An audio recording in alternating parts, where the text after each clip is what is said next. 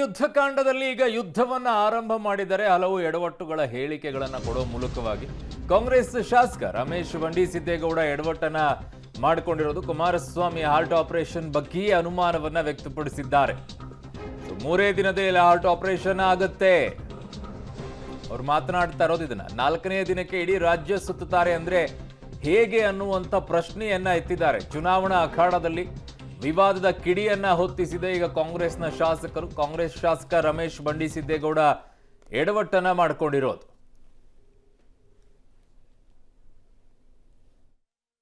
Heart patients ಯಾರು ಬಂದು ನಿಮ್ಮ ಹತ್ರ ನನಗೆ ಆ ತೊಂದರೆ ಆಗಿದೆ ಈ ತೊಂದರೆ ಆಗಿದೆ ಅನ್ನುವಂಥ ಮಾತುಗಳನ್ನ ಹೇಳಿದ್ರೆ ದಯಮಾಡಿ ನಿಮ್ಮ ಕೈ ಮುಗಿದು ಹೇಳ್ತೀನಿ, ಕೇಳಬೇಡಿ. ಅವ್ರ ಅಧಿಕಾರದಲ್ಲಿ ಇದ್ದಾಗ ಏನು ಮಾಡಿದ್ರು ಅನ್ನುವಂಥ ಪ್ರಶ್ನೆ ನೀವು ಕೇಳಬೇಕು, ಏನಾಯಿತು ಅನ್ನುವಂಥ ಪ್ರಶ್ನೆ ಕೇಳಬೇಕು. ಸುಮ್ಮನೆ ಏನಾರು ಒಂದು ಚುನಾವಣೆ ಸಂದರ್ಭ ಬಂದ ತಕ್ಷಣ ಹೋಗಿ ಹಾಸ್ಪಿಟ್ಲಿಗೆ ಸೇರ್ತಾರೆ. ಹಾಸ್ಪಿಟ್ಲಿಗೆ ಸೇರಿಸಿ 3 ದಿವಸ ಇರ್ತಾರೆ, ಒಂದು ಹಾರ್ಟ್ ಆಪರೇಷನ್ ಆಯ್ತದೆ, 4ನೇ ದಿವಸಕ್ಕೆ ಇಡೀ ರಾಜ್ಯ ಸುತ್ತಾ ಇರ್ತಾರೆ. ಅದು ಹೆಂಗೆ ಸಾಧ್ಯ ಅಂತ ನನಗೆ ಅರ್ಥ ಆಯ್ತಲ್ಲ. ಯಾರು ಹಾರ್ಟ್ ಪೇಷಂಟ್ಸು ಈಗ ಚೆಲುವಣ್ಣ ಇಲ್ಲೇ ಕೂತವನೆ, ಚೆಲುವಣ್ಣಂಗೆ ಇರ್ತಕ್ಕಂಥ ಸೇಮ್ ಕಾಯಿಲೆ ಅವ್ರ ಸ್ನೇಹಿತರಿಗೆ ಕುಮಾರ್ ಅಣ್ಣಂಗೆ ಇರ್ತಕ್ಕಂಥದ್ದು. ಇವನು ಹಾಸ್ಪಿಟ್ಲಿಗೆ ಸೇರಿಸಿದ್ರೆ 1 ತಿಂಗಳಾದರೂ ಈಚೆಗೆ ಬರೋಲ್ಲ. ಅದು ಹೆಂಗೆ 2 ದಿವಸಕ್ಕೆ ನಾವು ಹಾರ್ಟ್ ಆಪ್ರೇಷನ್ ಮಾಡಿಸ್ಕೊಂಡು ನಾವು ಈಚೆಗೆ ಬರೋದು ನನಗಂತೂ ಗೊತ್ತಾಯ್ತಾರೆ. ನನಗೆ ಏನಾರೋ ಒಂದು ವಸ್ತು ಇದಿದ್ದರೆ ಹೇಳ್ಕೊಡಿ ದಯವಿಟ್ಟು.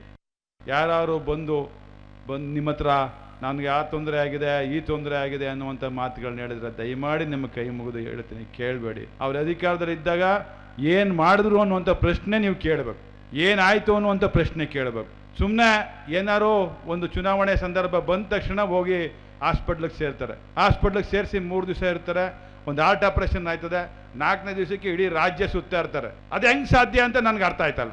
ಯಾರು ಹಾರ್ಟ್ ಪೇಷಂಟ್ಸು ಈಗ ಚೆಲುವಣ್ಣ ಇಲ್ಲೇ ಕೂತವನೆ, ಚೆಲುವಣ್ಣಂಗೆ ಇರ್ತಕ್ಕಂಥ ಸೇಮ್ ಕಾಯಿಲೆ ಅವ್ರ ಸ್ನೇಹಿತರಿಗೆ ಕುಮಾರ್ ಅಣ್ಣಂಗೆ ಇರ್ತಕ್ಕಂಥದ್ದು. ಇವನು ಹಾಸ್ಪಿಟ್ಲಿಗೆ ಸೇರಿಸಿದ್ರೆ 1 ತಿಂಗಳಾದರೂ ಈಚೆಗೆ ಬರೋಲ್ಲ. ಅದು ಹೆಂಗೆ 2 ದಿವಸಕ್ಕೆ ನಾವು ಹಾರ್ಟ್ ಆಪ್ರೇಷನ್ ಮಾಡಿಸ್ಕೊಂಡು ನಾವು ಈಚೆಗೆ ಬರೋದು ನನಗಂತೂ ಗೊತ್ತಾಯ್ತಾರೆ. ನನಗೆ ಏನಾರೋ ಒಂದು ವಸ್ತು ಇದಿದ್ದರೆ ಹೇಳ್ಕೊಡಿ ದಯವಿಟ್ಟು. ಯಾರು ಬಂದು ಈ ರೀತಿಯಾಗಿ ಹೇಳಿಕೆಗಳನ್ನು ಕೊಡೋದಿದೆಯಲ್ಲ, ಬಹಳ ಒಂದು ರೀತಿಯಾಗಿ ತಮ್ಮನ್ನು ತಾವೇ ಯಾವ ಮಟ್ಟದಲ್ಲಿ ನಾವು ಇದ್ದೀವಿ ಅನ್ನೋದನ್ನು ತೋರಿಸಿಕೊಳ್ಳುತ್ತೆ. ಇದು ಇನ್ನೊಬ್ಬರ ಆರೋಗ್ಯದ ವಿಚಾರದಲ್ಲಿ, ಇನ್ನೊಬ್ಬರ ಮನೆಯ ಪರಿಸ್ಥಿತಿಗಳ ವಿಚಾರದಲ್ಲಿ ವೈಯಕ್ತಿಕವಾಗಿರುವಂಥ ವಿಚಾರಗಳನ್ನು ತರಬಾರದು. ಆ್ಯಕ್ಚುಲಿ ಗೊತ್ತಿಲ್ಲ ಏನು ಮಾಡ್ತಾರೆ ಅಂತೇಳಿ. ನನ್ನ ಸಹೋದ್ಯೋಗಿ ರೋಹಿತ್ ದೇವರಹಳ್ಳಿ ನನ್ನ ಸಂಪರ್ಕಕ್ಕೆ ಸಿಗ್ತಾ ಇದ್ದಾರೆ ಮಂಡ್ಯದಿಂದ. ರೋಹಿತ್, ಕಾಂಗ್ರೆಸ್ಸಿಗೆ ಈಗ ಬಹುದೊಡ್ಡ ಸಮಸ್ಯೆ ಅಂತಂದ್ರೆ ಈ ನಾಯಕರುಗಳ ಕೊಡ್ತಾ ಇರುವಂತ ಹೇಳಿಕೆಗಳು. ಒಂದು ಕಡೆಗೆ ಚಲುವರಾಯಸ್ವಾಮಿ ಹೇಳಿದಂತ ಹೇಳಿಕೆ, ಪುಟ್ಟರಾಜು ನೋಡಿದ ಹುಡುಗಿಯನ್ನ ಹೋಗಿ ಕುಮಾರಸ್ವಾಮಿ ಮದುವೆ ಆದ್ರು ಅಂತ ಹೇಳಿ ಮಹಿಳೆಯರ ಬಗ್ಗೆ ತೋರಿಸಿದಂತ ಗೌರವ. ಇನ್ನೊಂದು ಕಡೆಗೆ ಇವ್ರು ಕೊಡ್ತಾ ಇರುವಂತ ಹೇಳಿಕೆ ಈಗ ಕುಮಾರಸ್ವಾಮಿಗೆ 3 ದಿನದಲ್ಲಿ ಆಸ್ಪತ್ರೆಯಿಂದ ಬರ್ತಾರೆ ಅಂತ ಹೇಳಿ. ಏನು ಎಡವಟ್ಟುಗಳು, ಯಾತಕ್ಕೋಸ್ಕರ ಇಂತಹ ನಾಯಕರುಗಳ ಬಾಯಲ್ಲಿ ಇಂಥ ಹೇಳಿಕೆಗಳು ಬರ್ತಾ ಇವೆ ಅಂತ?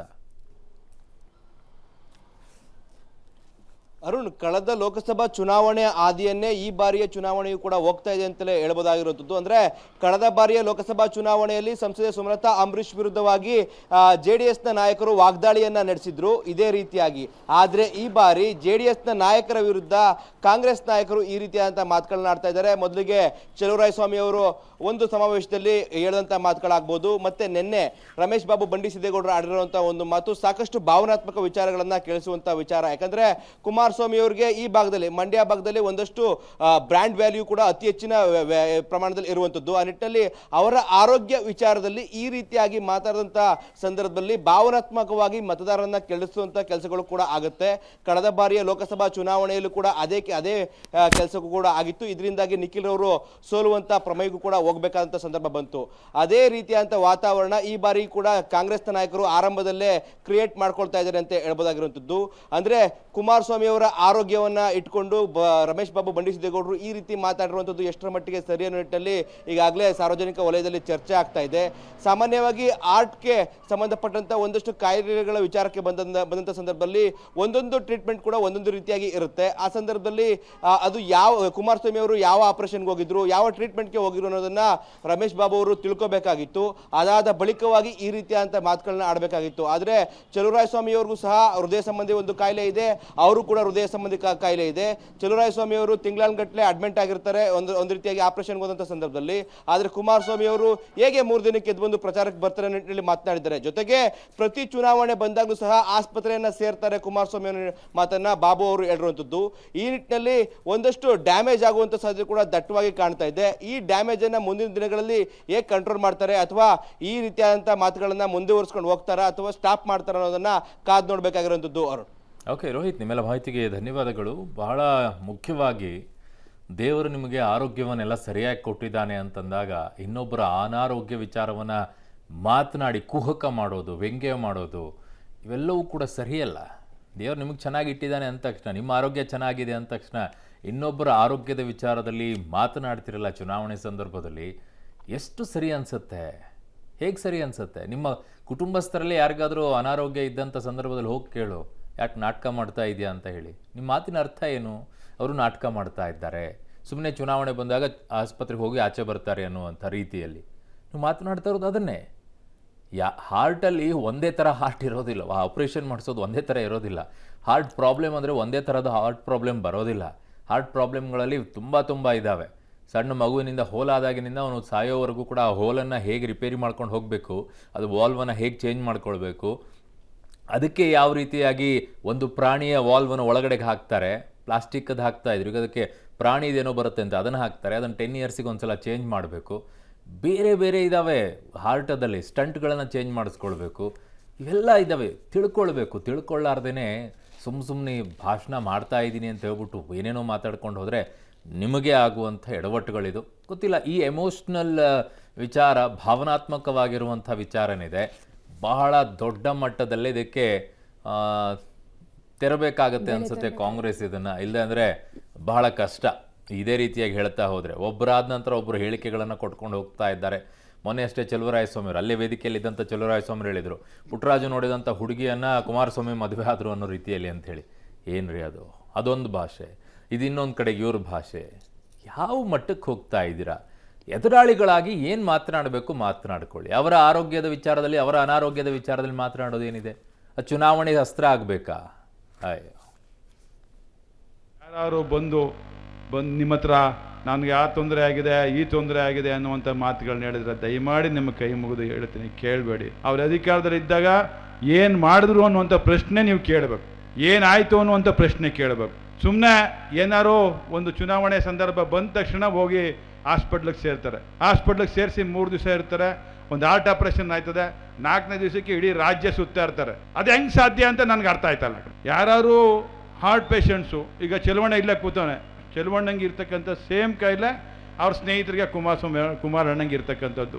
ನಾನು ಇವನು ಹಾಸ್ಪಿಟ್ಲಿಗೆ ಸೇರಿಸಿದ್ರೆ 1 ತಿಂಗಳಾದರೂ ಈಚೆಗೆ ಬರೋಲ್ಲ. ಅದು ಹೆಂಗೆ 2 ದಿವಸಕ್ಕೆ ನಾವು ಹಾರ್ಟ್ ಆಪ್ರೇಷನ್ ಮಾಡಿಸ್ಕೊಂಡು ನಾವು ಈಚೆಗೆ ಬರೋದು ನನಗಂತೂ ಗೊತ್ತಾಯ್ತಾರೆ. ನನಗೆ ಏನಾರೋ ಒಂದು ವಸ್ತು ಇದಿದ್ದರೆ ಹೇಳ್ಕೊಡಿ ದಯವಿಟ್ಟು. ಯಾರು ಬಂದು ನಿಮ್ಮ ಹತ್ರ ನನಗೆ ಆ ತೊಂದರೆ ಆಗಿದೆ, ಈ ತೊಂದರೆ ಆಗಿದೆ, ರೈಟ್ ಡೀಟೇಲ್ಸ್ ಕೊಡ್ತಾರೆ ರೋಹಿತ್. ಎದುರಾಳಿ ಅಭ್ಯರ್ಥಿ ಬಗ್ಗೆ ನಾವು ವಾಗ್ದಾಳಿ ಮಾಡಬೇಕಾದ್ರೆ ಆ ಅಭ್ಯರ್ಥಿ ಬಗ್ಗೆ ಸರಿಯಾಗಿ ಹೋಮ್ವರ್ಕ್ ಮಾಡ್ಕೊಂಡು ಬರಬೇಕು, ಯಾವುದೇ ನಾಯಕ ಆದ್ರೂ. ಆದ್ರೆ ಇಲ್ಲಿ ಹೋಮ್ವರ್ಕ್ಸ್ ಆಗಲಿ, ಅಟ್ಲೀಸ್ಟ್ ಒಂದು ಮಿನಿಮಮ್ ಕಾಮನ್ ಸೆನ್ಸ್ ಅಂತ ಕೂಡ ಯೂಸ್ ಮಾಡ್ತಾ ಇಲ್ವಲ್ಲ ಕಾಂಗ್ರೆಸ್ ನಾಯಕರು ಇಲ್ಲಿ ಮಾತಾಡ್ಬೇಕಾದ್ರೆ ಅಥವಾ ಕೆಲವು ವಿಚಾರಗಳನ್ನ ಪ್ರಸ್ತಾಪ ಮಾಡಬೇಕಾದ್ರೆ. ಸಭ್ಯತೆಯ ಎಲ್ಲೆ ಅನ್ನೋದು ಯಾವುದು ಅನ್ನೋದು ಗೊತ್ತಾಗ್ತಾ ಇಲ್ವಾ ಇವ್ರಿಗೆ?